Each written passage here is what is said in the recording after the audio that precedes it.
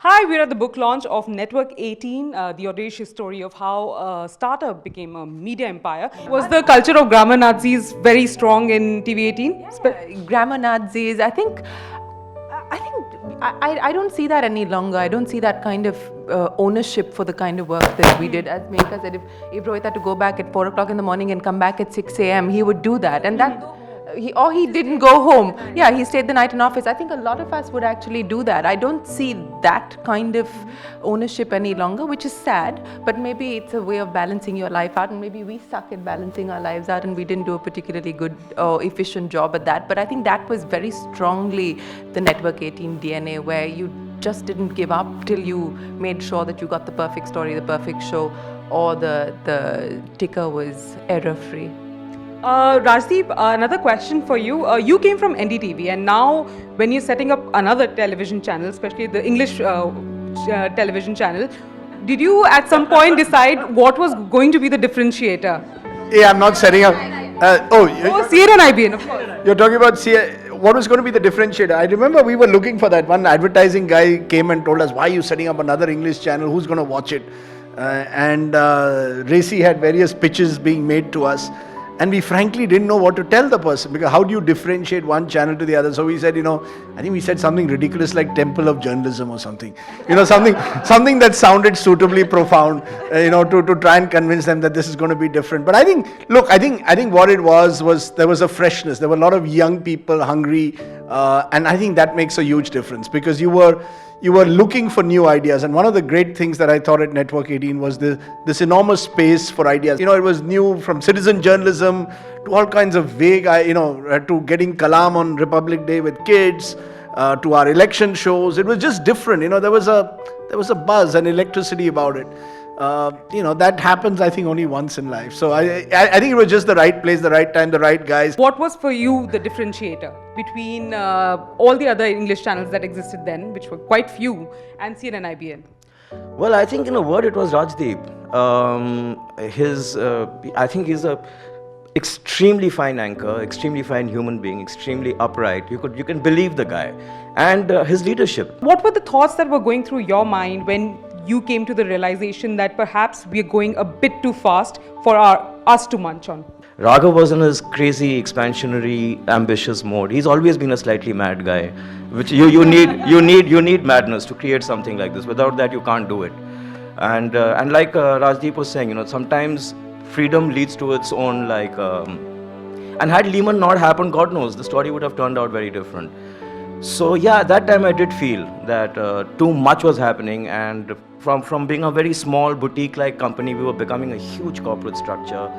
And at that time, I personally felt a little left out and not interested anymore, because I was no longer doing creative work. I was not shooting. I was sitting in meetings. I was I was getting bored basically, and I had a very long commute. So that's the time I spoke to Raghav, and I told him that, look man, this is not working out for me so much, so I just want to bow out of operations for a bit. And then I was watching from the sidelines, proud of all the growth, little scared that, oh my God, what's going to happen? I hope Raghav knows what he's doing. But I've always had as much faith in Raghav as I have, in my own father. So I knew something. This guy he'll manage it somehow. Even if the worst happens, he'll be okay. Success became our enemy. I just wish we had failed in a few things. I wish Colors had failed. I say that because we would have shut it down. If CNN IBN hadn't become number one in 6 months, we would have shut it down. But all of them were very successful. Home Shop 18. All of a sudden, we had 1,000 crore rupee company on our hands, which was still losing money. But how do you shut it down? Because it's doing well.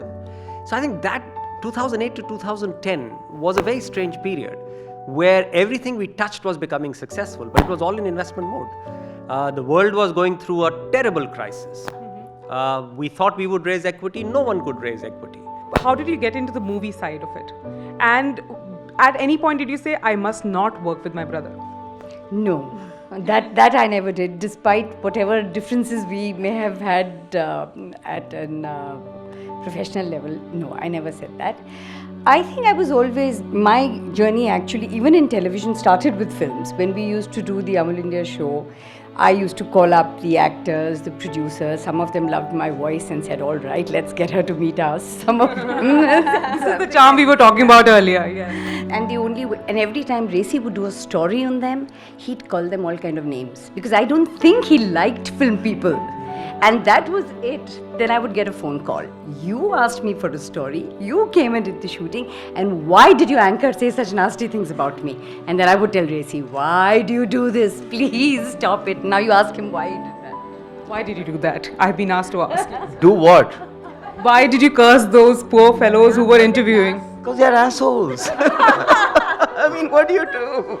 That he only warned me that, no, please don't.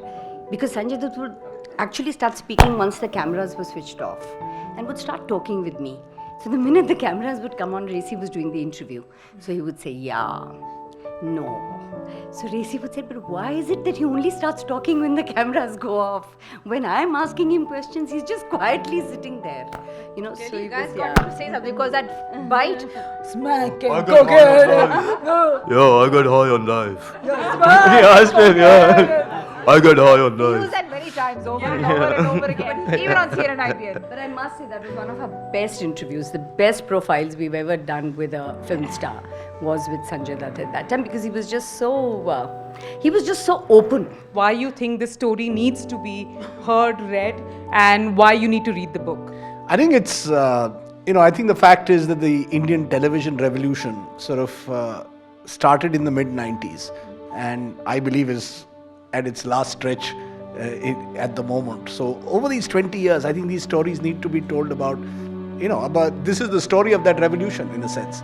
How India changed. Along with, I think the news changed, the medium changed, and India changed. So for anyone wanting to sort of get a sense of India in the last 20 years, I think the stories of companies like Network 18 reflect, what is possible.